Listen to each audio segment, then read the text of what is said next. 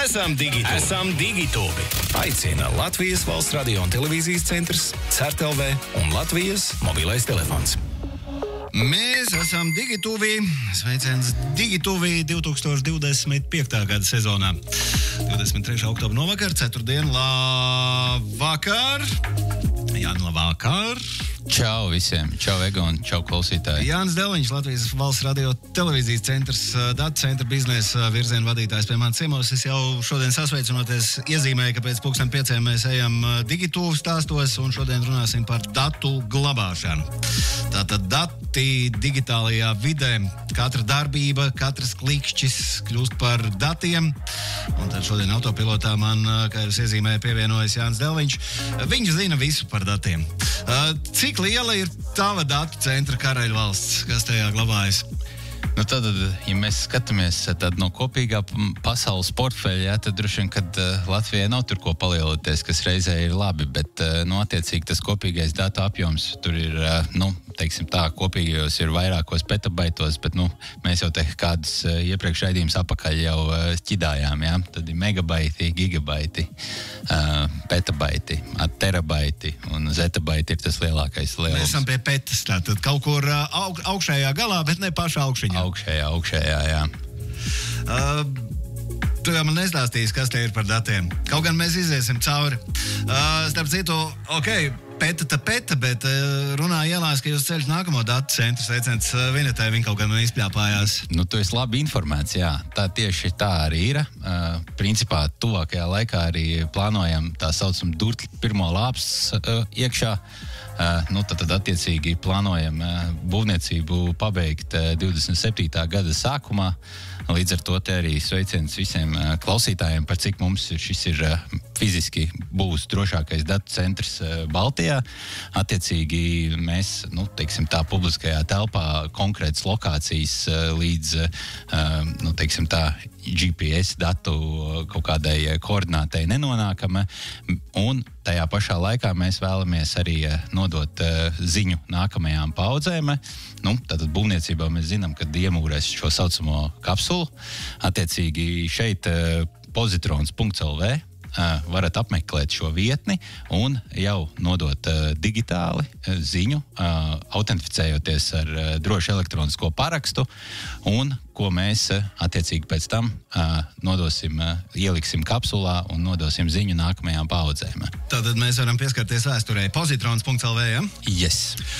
Tu teici, ka šis būs drošākais datu centrs. Kā mēr to drošību?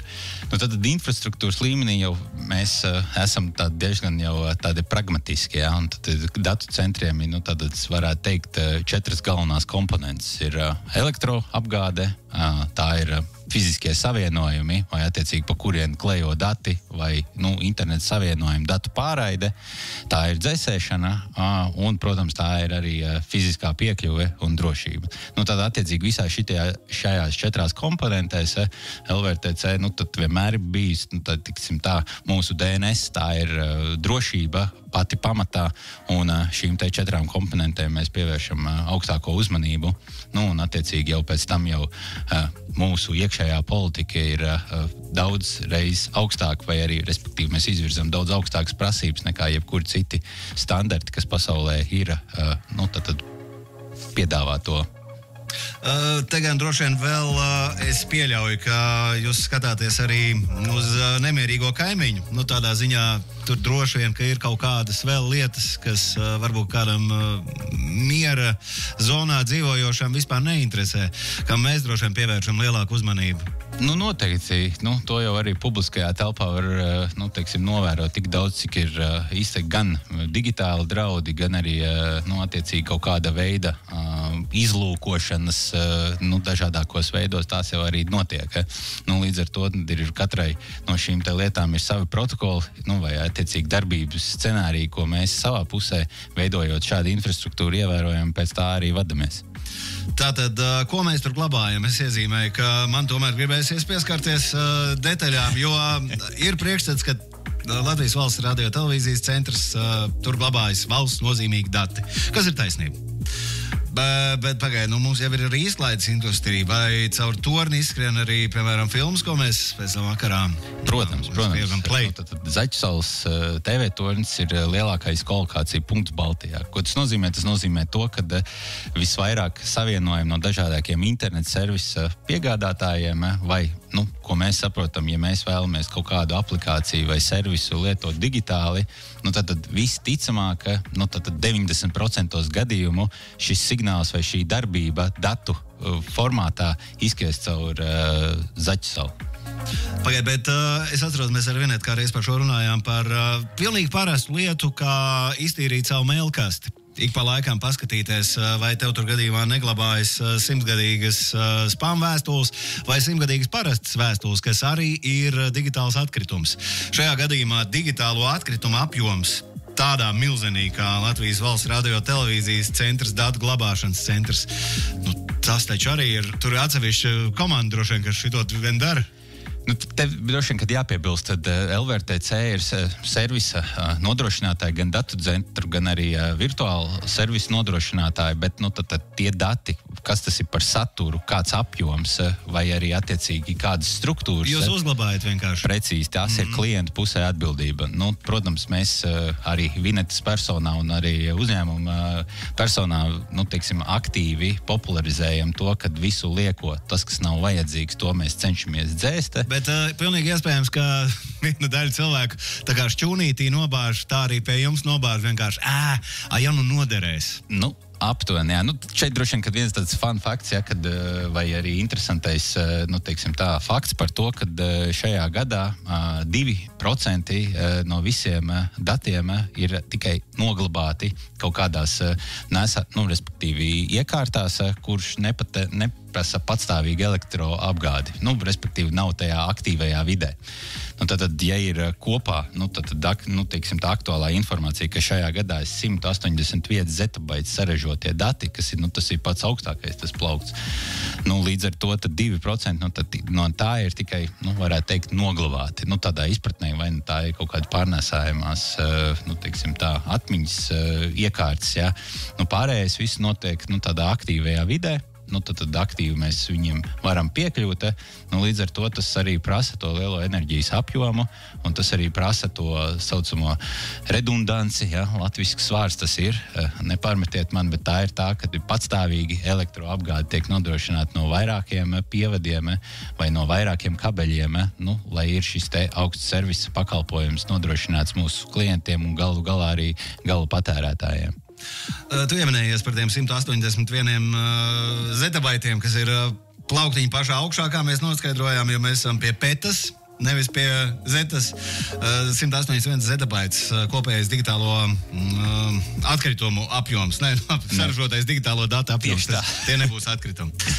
Bet vispār mēs katrs spiedam vietāuru un sēžam pie datora. Mēs braucam ar automašīnu, kas, ja tā ir jaunāka automašīna, tad mēs arī ik brīdi radām datus. Kā tu redz, kas ir lielākie datu apjoma radītāji?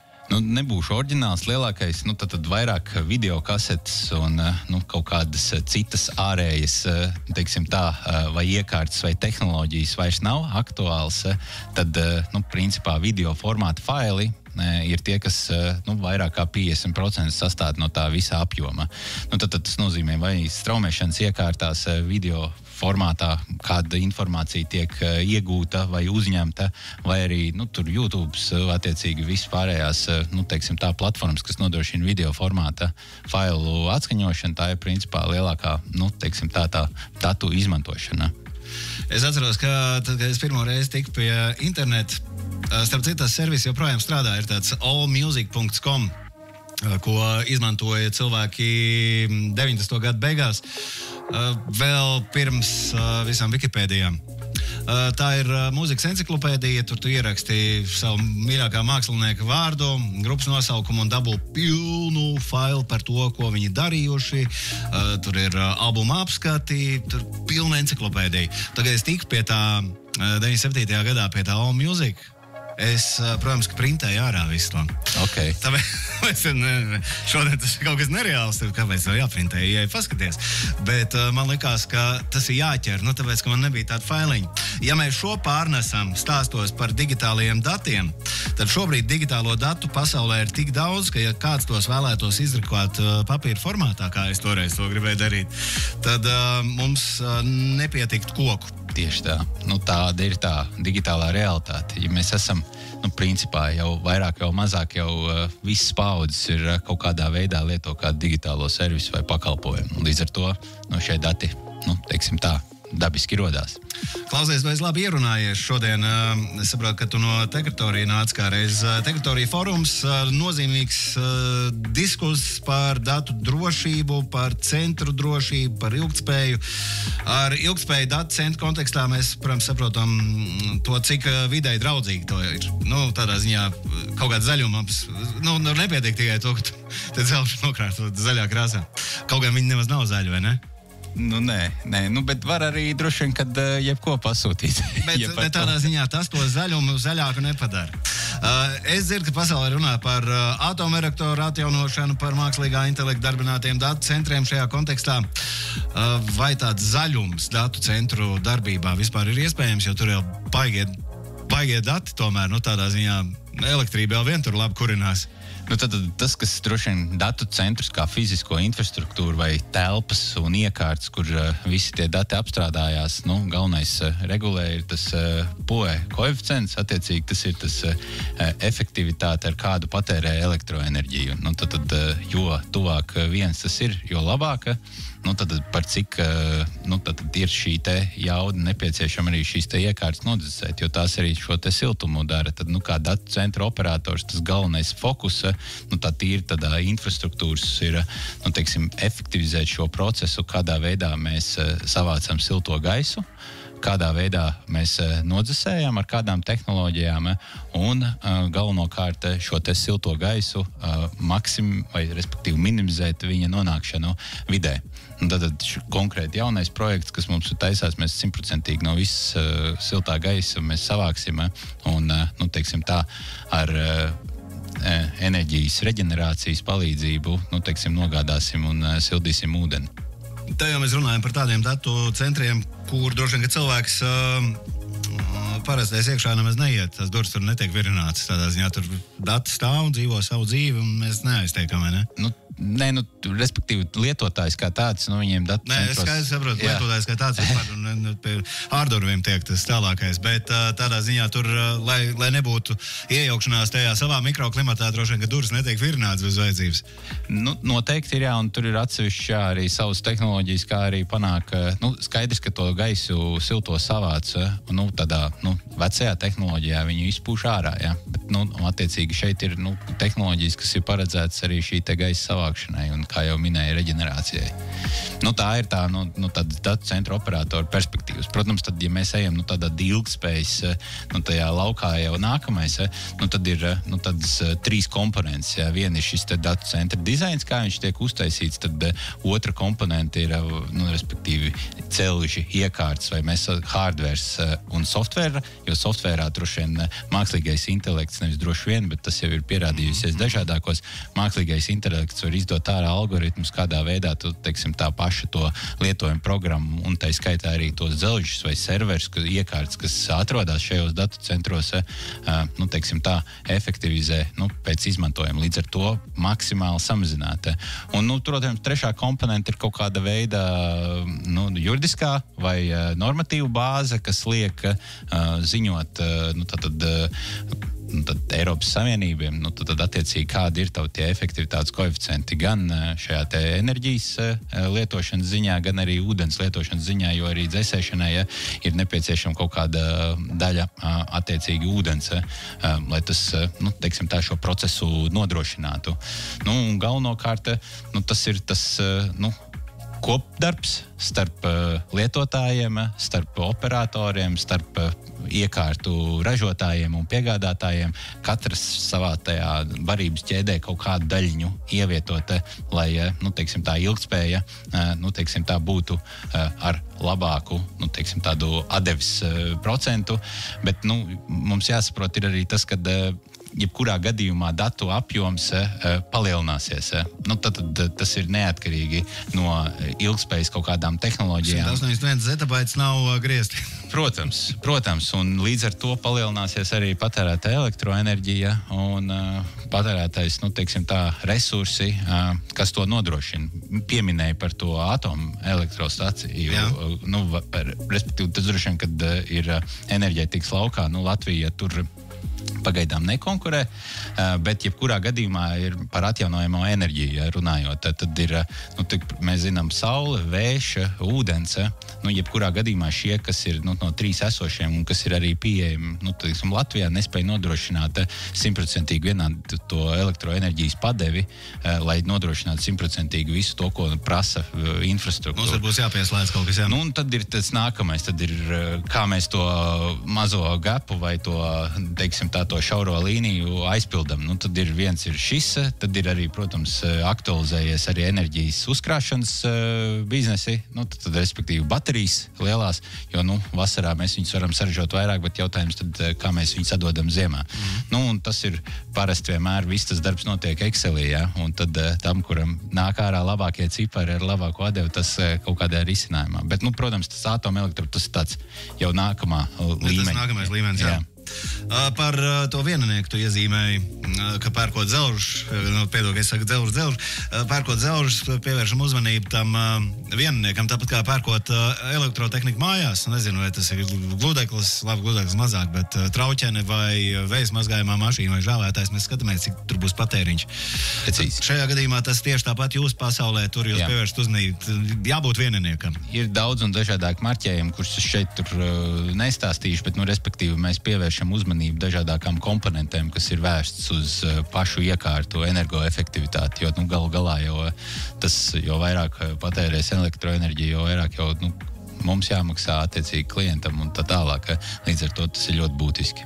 Par tiem dzelžiem runājot, te ir arī Latvijā radīt dzelžu, vai to mēs pagaidām vēl nevaram pavilkt, tas nav mūsu spēles lauks? Tad Latvijā ir viens no tādiem, kā es droši vien teiktu, kad vienrežiem viennozīmīgi, kas ir mikrotiks, tā ir Latvija. To zina arī cilvēki, kur nav tajā jomā, jā. Precīzi, tie ir Latvijā ražot dzelži, jā. Viens no tādiem spilgtākiem piemēriem. Iespējams, ko es tagad nezinu, es negribu vispārināt, ir kaut kādas mazākas kompānijas, kas ražo arī līdzīgas vai kaut kādas lietas, kas priekš IT infrastruktūras ir domātas, bet pašlaik man nenāk prātā. Pie Tehnotorija atgriežoties, pie kāda tad jūs tā galvaslēdziena nonācāt, kas svarīgākais, drošība vai ilgtspēja? Principā tas, ko es arī minēju par tām komponentēm, tur tas tik viss apgriezts. Šīs ir tās divas tādas lietas, kuras savā ziņā stāv atsevišķos trauciņos, bet savā veidā korelē kopā. Ja? Tad katra kompānija izvēlās noteikti tajā katra varības ķēdē vai arī tādā saucamajā IT infrastruktūras un līdz kamēr pakalpojums nonāk līdz lietotājiem, šajā te ķēdē katram ir kaut kādas savas svarīgākās puses. Mēs kā uzņēmums, kā LVRTC vienmēr esam bijuši, mūsu DNS ir drošība. Tad attiecīgi tā, un galu galā tas ir arī tas, ko mūsu klienti pieprasa, jo viņiem jau, galvenokārt ir nepieciešams, lai šis pakalpojums darbojās. Un tas, ko es varu vēl šeit pieminēt arī, kas ir tajās domapmaiņās, izskanēja, un arī mans personīgais viedoklis esot šajā te nozarē iekšā, ir tas, ka mums Eiropai, ja mēs tā izumējamies ārā vai no malas paskatoties, jāspēj konkurēt ar globālo tirgu, un mēs, savā veidā Eiropa ir mazliet uzņēmusi to kursu skriet pa priekšu vilcienam šajā te jautājumā. To ne tikai mūsu nozarē, bet droši vien arī, kad kaut kādas atsauksmes var dzirdēt arī citās nozarēs. Ņemot vērā, kad globālie ārpus Eiropas tirgi, teiksim tā, šeit šo te, teiksim, tik lielu vērību nepiemin. Es nesaku, ka visi, bet, teiksim tā, lielajā bildē. Tad līdz ar to mums jāatrod ir kaut kāds vidusceļš, ir arī no tās regulācijas viedokļa, kā nepalikt, teiksim tā, ar šo te politiku skrienot pa priekšu, nepalikt konkrēti spējā apakaļ. Par klientiem runājot, cik lielam datu apjomam organizācijai jābūt, lai nāktu pie tevis un konsultētos par datu glabāšanu Latvijas Valsts radio televīzijas centras datu glabātavā? Es domāju, ka pa lielumu šeit varbūt, ka nav tas galvenokārt stāsts par to, par šo te pieejamību, ja. Ja uzņēmums vēlas būt, lai viņu servis strādā, vairākuma laika vai principā 99 vai 98% no gada un lietotāji ir laimīgi, tad HelverTC ir īstā vieta, kur vērsties. Par datu glabāšanu varbūt ir kaut kādas izplatītākās kļūdas, ko organizācijas aizvien pieļauj. Iespējams, ka neizvietojot pie jums vienu no kļūdām, bet varbūt ir kaut kādas, kur tev liekas, ka bāc, šitā nevajag. Noteikti, ka tas ir duplikāta veidošanas. Ja? Strādāt vairāk, lietotāju programmas piedāvā strādāt ar aktīvojiem failiem, kur var piekļūt vairāki cilvēki vienlaikus, kas atrodas tīmeklī, ja? Un strādāt ar šiem dokumentiem dažādākiem. Šeit ir sākot no kaut kādām, teiksim tā, Word dokumentu formātu, vai kur ir teksta formāta dokumenti, līdz pat kaut kādām, teiksim, modeļiem, kas ir, pieprasa, kas ir, teiksim tā, lielu to resursu. Tas galvenā kļūda ir tas, ka katrs vēl joprojām vēlas novilkt pie sevis, kaut ko norediģēt, un tad vēl vienreiz augšuplādēt, bet saprotot tīmeklī, jau tas uzreiz nonāk divreiz, jā. Es saprotu, ka ar mums pasauli diezgan rēķinās. Tādā ziņā mums ir dzelžu ražotāji, mums ir gudri prāti. Kā Latvija izskatās pasaules datu centra kartē? Kāda ir mūsu loma? Jo kādreiz bija tāds apzīmējums datu tranzīta valsts. Vai mēs joprojām esam datu tranzīta valsts? Es varbūt pārformulēšu. Principā būtība paliek, bet mazliet pārformulēšu stilīgāk vai arī attiecīgi. Ļoti stilīgāk. Jā, tad ir Latvija, un Baltija kopumā ir daļa no Baltijas jūras tādas, teiksim tā, IT infrastruktūras ekosistēmas vai arī daļa no kaut kāda tāda grupiņas. Un tad izraujot ārā Baltiju, tad nav iedomājama šī te ekosistēma. Līdz ar to mēs esam pietiekami būtiski Eiropai, ja? Pietiekami būtiski tiem biznesiem, kas šeit atrodas un lietotājiem. Ja? Līdz ar to bez Latvijas kopumā šī te ekosistēma tādā līmenī, drošībā un pieejamībā nav iedomājama. Uz atvadām ko man gribējās par elektroenerģijas patēriņu. Tev ir zināms, cik mēnešu griezumā nosvilst elektrību, uzturot datus datu centrā? Tur šodien ir atkarīgs no uzņēmuma. Es šaubos, kad es pateikšu precīzi, bet tie to noteikti vairāk 10,000 kWh. Tā, te būs sveiciens kolēģiem. Mārtis nāk ar sveicienu. Es nezinu, vai ir pēc adresāta, bet TET jaunais datu glabātos centrs netiek būvēts pazemē. Ukrainas pieredze liecina, ka šie objekti ir viena no svarīgākajiem un ienaidniekiem interesantākajiem kara gadījumā. Par kolēģiem droši vien neko neteiks, bet jūsējais ir virzemes vai pazemes? Virzemē. Šeit varbūt būtisku, teiksim, tādu punktu pielikšu, kas arī daļēji vai pilnībā atbildēs ne caur mūsu, teiksim tā, draugu perspektīvu, bet kopumā tad jāskatās, kurā vietā atrodas datu centrs. Ja? Es nosaucu šīs te komponentes, tad viena no komponentēm ir dzesēšana. Ja? Latvijas apstākļos nodzesēt ar gaisa apjomu, kas ir iespējams Skandināvijā, iebūvējot, mums nav. Līdz ar to gaisa padevēji vai, teiksim tā, kur aprit šis gaisa, tāpat tās ir jāiznāk virzemē. Lūk, un neatkarīgi vai datu centrs ir pazemē vai virzemē, ir šīs te šaktas, kas ir ir, vai, respektīvi, infrastruktūra, kam jānonāk virzemē. Tad ļoti elementārs piemērs, aizslāpējot šīs te respektīvi šahtas, tad vidēji tur pusstundas laikā, teiksim tā, infrastruktūra vairs nespēja, funkcionēt atbilstoši prasībām. Tā kā ir vairāki citi elementi, tur šeit es neizpildīšu detaļās, kuri var nodrošināt attiecīgi šo te fizisko drošību. Tas nav tikai ierakt kaut ko. Paldies! Jānis Dalviņš, Latvijas valsts radio televīzijas centrs datu centra biznesa virziena vadītājs. Šodien pie manis ciemos rubrikā Digituve. Paldies, ļoti interesants raidījums sanāca. Rakst Mārcis, vai ne? Vai labais sanāca? Jāni, paldies!